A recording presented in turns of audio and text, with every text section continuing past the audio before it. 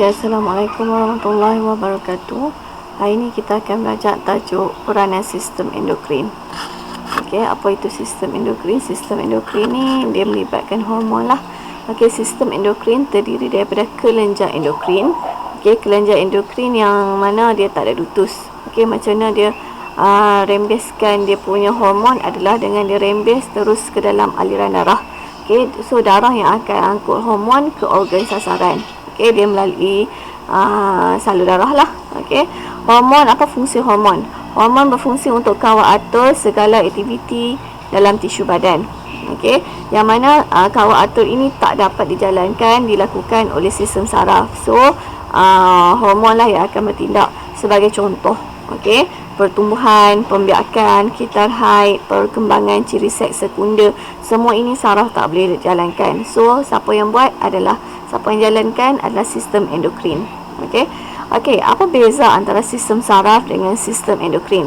Sistem saraf ini dia punya gerak balas yang sangat pantas, terhadap perubahan persekitaran dan perlindungan. Manakala sistem endokrin ni gerak balasnya adalah perlahan, tetapi kesan dia adalah lebih lama.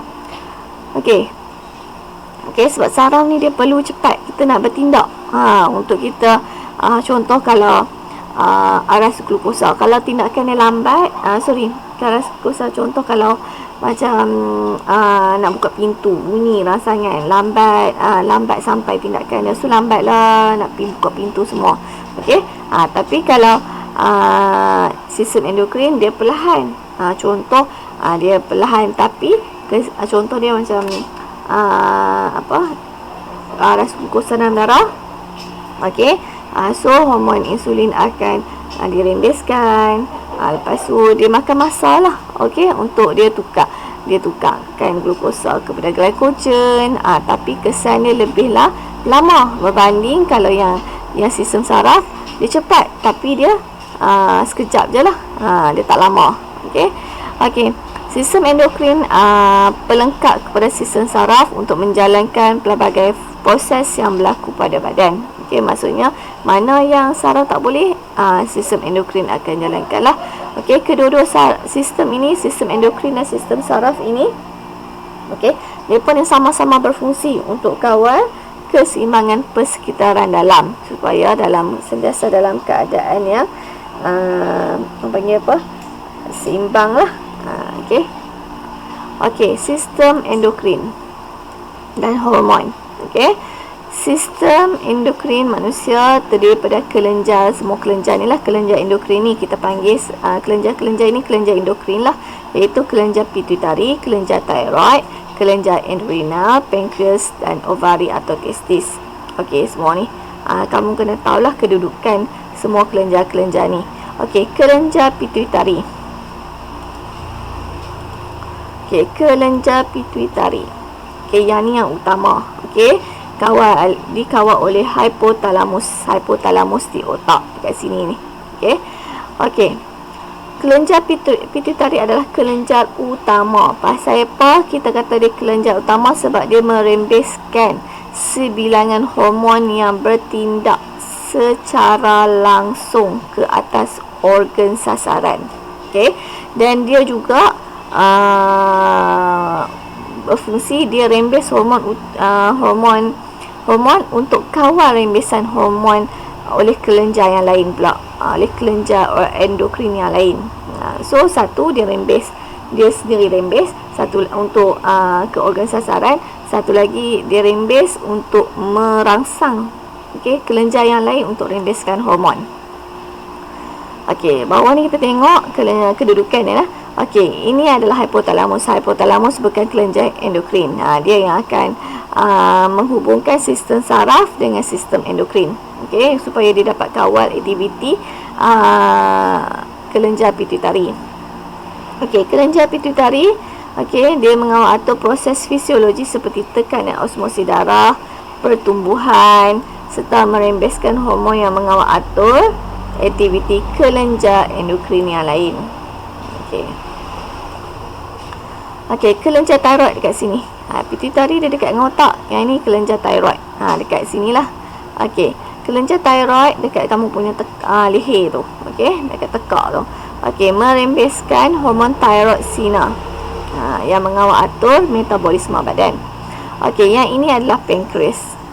Pankreas merembeskan insulin dan juga glukagon untuk kawal atur aras glukosa dalam darah. Kelenjar adrenal dekat atas kita punya ginjal. Okey, dia merembeskan hormon adrenalina. Okey, yang mana untuk badan bergerak balas terhadap tekanan dan juga situasi cemas. Nanti kita akan belajar yang ni. Okey, dan dia juga rembeskan satu lagi hormon iaitu aldosteron yang menyediakan kawal penyerapan semula garam pada ginjal. Yang ini pun kita akan belajar dalam homeostasis. Okey, testis, hormon dia adalah testosteron.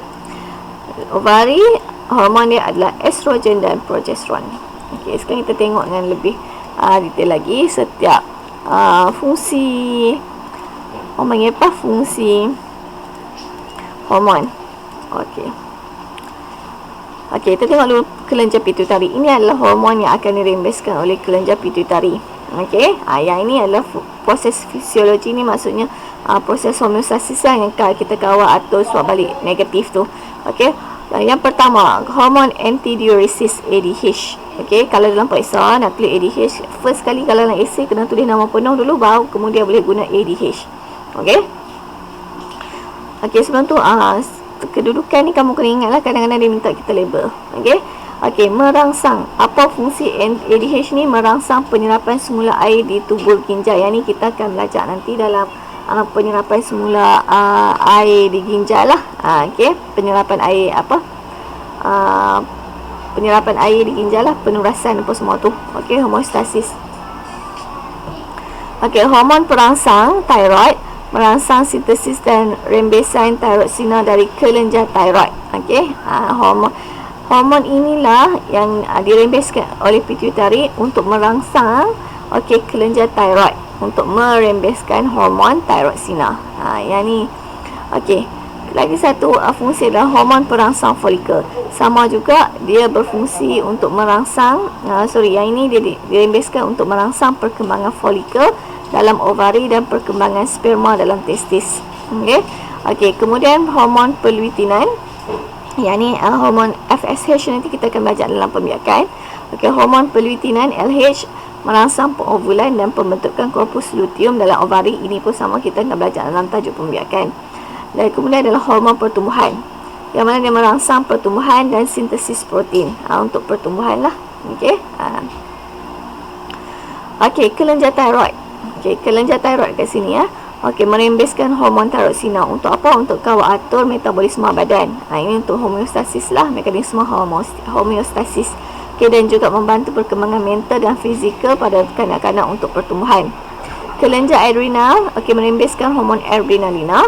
Okey, untuk apa? Meningkatkan kadar denyutan jantung, kadar pernafasan, tekanan darah, kadar metabolisme, pengaliran darah ke otot, aras glukosa dalam darah.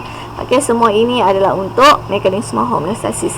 Dan sama juga dia akan merembeskan satu lagi, iaitu aldosteron untuk mengawal atur penyerapan semula garam di ginjal. Ini pun kita akan belajar nanti macam mana penghasilan air kencing. Yang ini dan juga ADH tadi. Aldosteron dan ADH kita akan belajar selepas ni lah.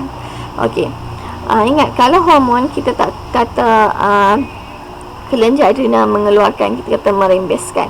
Okey, pankreas ada kelompok sel Langerhans. Dulu kamu tak didedahkan dengan sel ni. Okey, so nanti dalam bab ni kita akan belajar guna sel Langerhans. Okey, sel Langerhans akan merembeskan hormon insulin yang merangsang penukaran glukosa berlebihan, wajib ada perkataan berlebihan, kepada glycogen yang disimpan dalam sel hati dan otot. Okey, ini samalah untuk mekanisme homeostasis. Ataupun menurunkan aras glukos dan seterusnya menurunkan aras glukosa dalam darah untuk kembali normal. Kalau dia juga rembeskan hormon glukagon untuk merangsang pertukaran glycogen kepada glukosa. So aras glukosa dalam darah meningkatlah. Ovari, hormon estrogen. Membaiki dan membina dinding uterus dan merangsang perkembangan organ seks perempuan. Merangsang perkembangan ciri seks sekunder pada perempuan. Semua ini adalah proses fisiologi untuk pembiakan. Sama juga kita akan belajar dalam tajuk pembiakan. Progesteron mengekalkan penebalan dini uterus untuk penempelan embrio. Ini pun sama belajar dalam tajuk pembiakan. Dua-dua hormon ovari akan menembeskan untuk perempuan dua hormon, itu estrogen dan progesteron. Yang mana kalau lelaki, kita akan menembeskan hormon testosteron yang merangsang pembentukan sperma dan organ seks lelaki, merangsang perkembangan ciri-ciri seks sekunda pada lelaki. Ini juga dalam tajuk pembiakan lah. Okey, itu saja untuk yang ini. Kita sambung sekali lagi untuk belajar dengan lebih detail macam mana tindakan hormon.